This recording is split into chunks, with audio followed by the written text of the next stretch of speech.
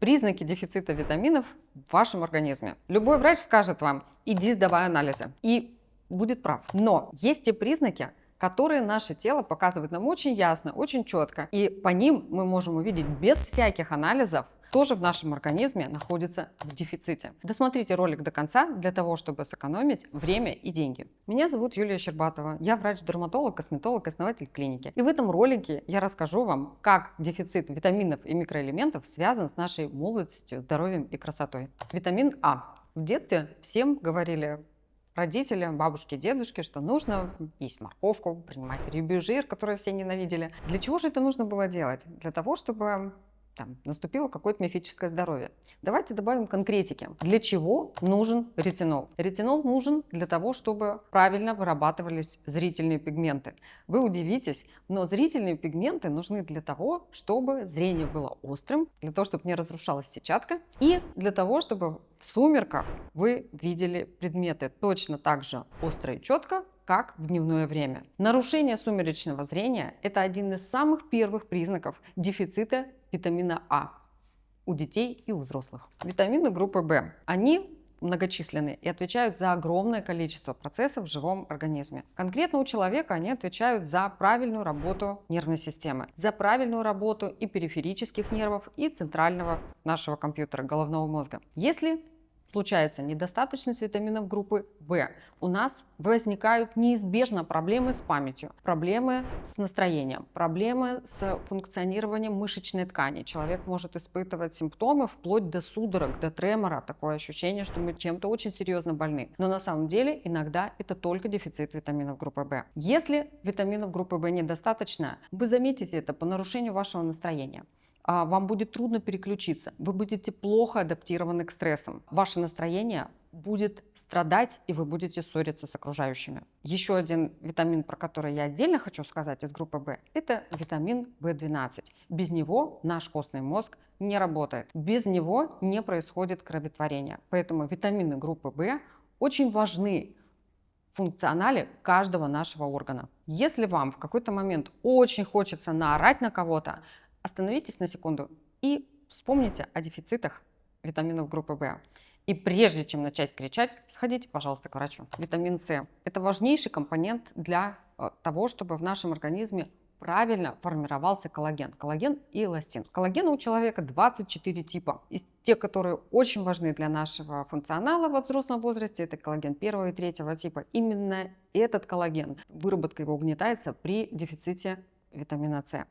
Витамин С – это компонент, который делает стенки сосудов упругими, эластичными. И если ваши сосуды хрупкие, ломкие, если легко появляются синячки от любого прикосновения, иногда вообще без всякой причины, если у вас не могут взять кровь на анализ, потому что стеночка вены лопается, возникает синячок, если сосуды в белках ваших глаз лопаются, это тоже симптомы дефицита витамина С. Раньше, в прежние времена, когда-то давно, мореплаватели даже умирали от дефицита витамина С, и именно тогда придумали есть много лимонов, много цитрусовых продуктов, а самое главное – это лук.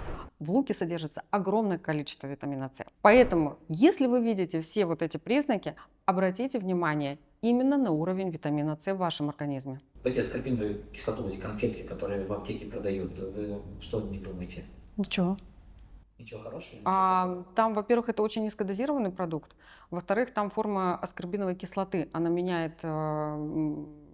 раздражает слизистую желудка и влияет на формирование камней в почках. А почему тогда нам ее давали?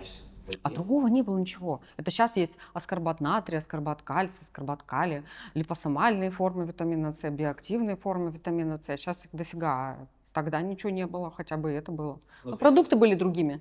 Но при этом все равно продают сейчас в аптеке? Да, конечно, продают. А как же? Ну, если вы съели там 250 миллиграмм, ничего. Но я в детстве ела там все, сколько разворачивала, все и ела. А еще был ревит. Это такая белая коробка с синей полосой дрожжей ревит. Я засыпала их все, бабушка говорит: ё-моё, это обсыпет. Никогда, и все со мной было прекрасно. Витамин D. Про него сейчас говорят очень много. Наконец-то. Потому что много лет мы, доктора, старались донести до человека важность уровней витамина D в его в крови. Какие же признаки вы можете увидеть, если у вас низкий уровень витамина D? Прежде всего, это апатия, это общая утомляемость, это синдром хронической усталости, это ожирение, это ломкость костей, это неуспеваемость детей в школе, частые вирусные инфекции, частые обострения хронических заболеваний и онкологии в том числе. Откуда же взялись вот эти все разговоры про правильный уровень витамина D? Оттуда, что это на самом деле никакой не витамин. Это прогормон, который мы получаем из пищи или в виде добавок в виде неактивной формы, и тогда она называется витамин справедливо, а в нашем организме проходят две фазы активации в нашей коже и в почках, и тогда витамин D становится гормоном D, который является обязательным этапом синтеза наших половых гормонов, без которых не будет ни красоты, ни молодости, ни упругих костей, ни нормального пищеварения, потому что, например, витамин D воздействует на усвоение кальция и фосфора в кишечнике из пищи. И будет набор веса. Почему? Потому что не дойдет синтез наших половых гормонов до тех уровней, которые нужны для того, чтобы мы оставались стройными, упругими, мышечно активными и никогда не набирали лишний вес. Если вы живете в северных районах нашей страны, вам обязательно нужно сдавать хотя бы один раз в год кровь на анализ на содержание витамина D. Как он правильно называется, вы увидите на экране. И если врач, к которому вы обратились, не назначает вам сдать кровь на анализ уровня витамина D, обратитесь к другому врачу. Значительно больше о витамине D вы можете узнать в этом ролике. Витамин Е. Нет каких-то специфических признаков дефицита витамина Е, но узнать о том, что есть дефицит витамина Е в вашем организме, можно по таким признакам. Например, какие-то неясные тянущие ощущения в мышцах, плохое состояние кожи, плохое состояние сосудов, если у вас часто обостряется панкреатит или был даже хотя бы один раз в жизни, и если у вас есть проблемы с зачатием. Не наступление беременности по причине дефицита витамина Е очень часто. Витамин К или филохинон еще он называется. Этот витамин сложно измерить в крови, сложно назначить какой-то один анализ, но без него будет катастрофа, потому что при дефиците витамина К в организме неизбежно наступает ломкость сосудов. И вы заметите это по кровоточивости. Очень легкая. Например, если вы чистите зубы, ваши десны кровоточат, так быть никогда не должно. И если легко появляются синяки, а также очень страдают кости. С вашими костями будет все время что-то происходить. Будут страдать суставы и будут страдать косточки. Легко ломаться, вывихи и так далее. Когда же возникает дефицит витамина К? Кто может заметить? Это те люди, которые находятся на диете, которая содержит мало жиров. Это те люди, которые принимают терапию для похудания, которая препятствует всасыванию жиров в кишечнике. И еще это те люди, у которых в силу воспалительных заболеваний нарушено всасывание жиров в кишечнике. Витамин К – это важнейший жирорастворимый витамин, а еще без него очень страдает когнитивная функция. И тогда мы плохо запоминаем информацию, тогда мы очень плохо учимся новому. И обратите внимание на детей, если у них дефицит витамина К, скорее всего, будет неуспеваемость в школе. Кальций – важнейший микроэлемент, без которого человек функционирует плохо. Дефицит кальция мы можем заметить, например, по таким симптомам: по частым простудным заболеваниям, по першению в горле, по длительно непроходящему кашлю, по стираемости зубов, когда часто нужно приходить к доктору за тем, чтобы поднять высоту прикуса, либо когда часто возникает кариес. Это все симптомы дефицита кальция. Дефицит кальция еще выражен, когда ногти очень гибкие, ломкие, тонкие, непрочные, которые очень трудно отрастить. Ну и, конечно, качество волос. Если ваши волосы не блестящие, не гладкие, обратите внимание на уровень кальция. Как мы измеряем уровень кальция в крови? Назначаем специальный анализ. Это биохимический анализ крови, и там есть кальций общий и кальций ионный. Очень удобно оценить, очень дешево и надежно. Откуда человек берет кальций? Из базовых элементов. Есть продукты, которые содержат очень много кальция. Я спросила коллег, спросила своих пациентов. Все считают, что кальций получают они из молочных продуктов. Это особенно твердые выдержанные сыры, это орехи, это семена некоторых растений, например, кунжут. Вот там находится кальций. Давайте я спрошу у вас, откуда человек берет кальций? Дам вам 3 секунды, чтобы подумать. Наверняка большинство из вас скажут, что кальций берется из молочных продуктов. И будут правы, но только отчасти, потому что на самом деле весь кальций растворен в воде. И поэтому корова, которая дает молоко, весь кальций берет из воды.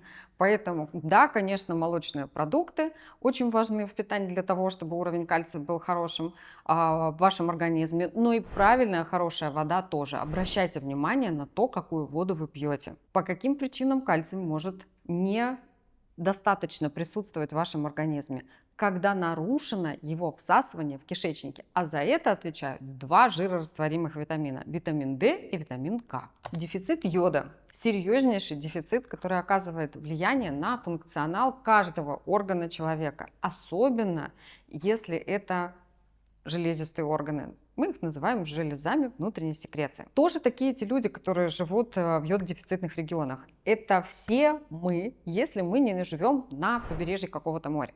Ну и там тоже бывает дефицит. Как же можно заметить в своем организме дефицит йода?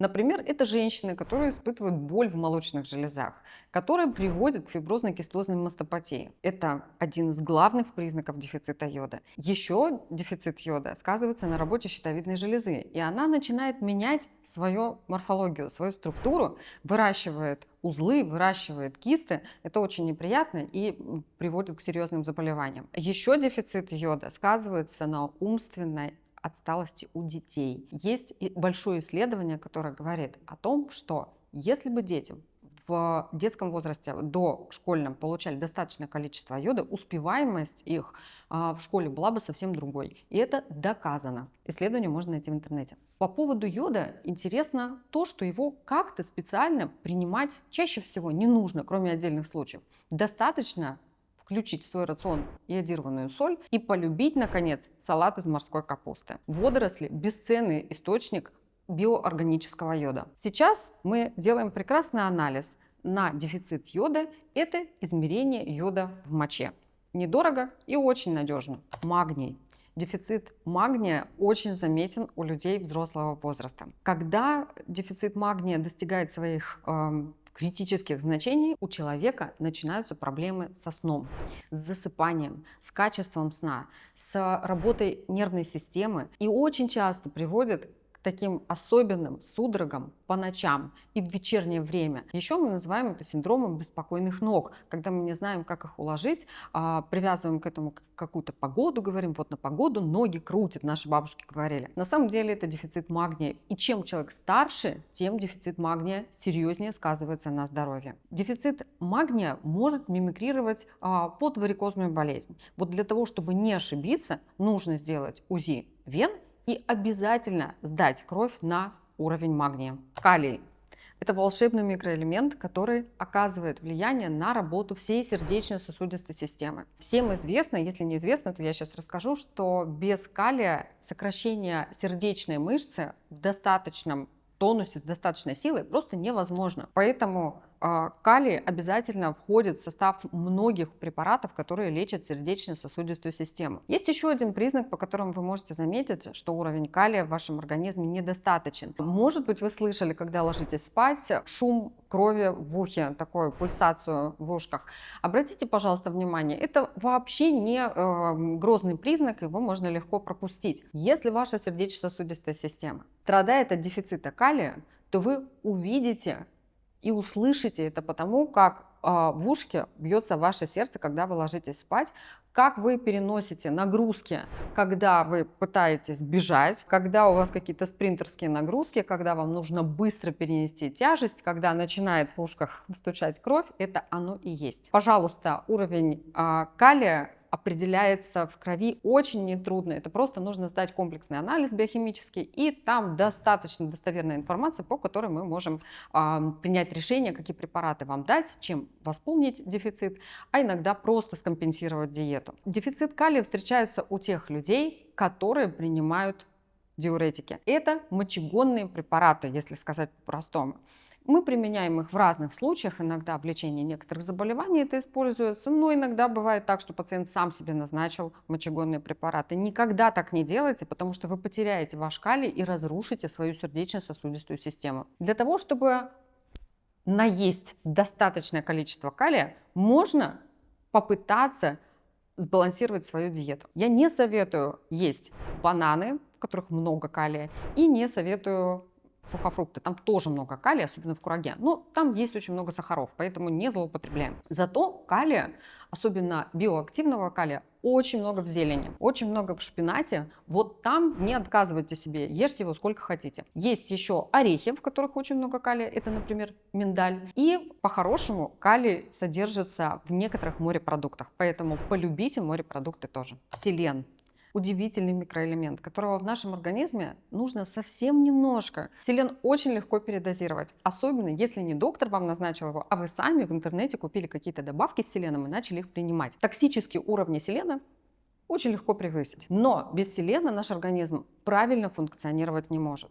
По достаточному уровню селена организм ориентируется, когда борется с вирусными заболеваниями, с респираторными заболеваниями. Если вы часто болеете респираторными заболеваниями несколько раз в год, обязательно обратите внимание на уровень селена. Селен также играет огромную роль в переносе ионов йода. Поэтому, если у вас достаточно йода, но недостаточно селена, ваша щитовидная железа точно будет страдать. И вам будет трудно разобраться, почему у вас усталость, почему вы набираете вес, почему вы часто болеете, почему ваши волосы плохие, кожа сухая. Селен иногда является ключом к нашему здоровью. Уровень селена определяется по крови, и содержится селен в таких замечательных и вкусных продуктах, как сало, белые грибы, орехи и зелень. Кстати, если вы хотите узнать больше о питании для вашей красоты и молодости, посмотрите вот этот ролик. И, наконец, цинк. Это мой любимый микроэлемент. Я могу о нем рассказывать очень много, но расскажу немножко. Цинк оказывает влияние на функционал всего женского и мужского организма в той части, которая относится к половым гормонам. Если цинка мало в организме, то синтез наших половых гормонов происходит плохо и недостаточно. И особенно влияет на синтез тестостерона. А для мужчин это критически значимый момент.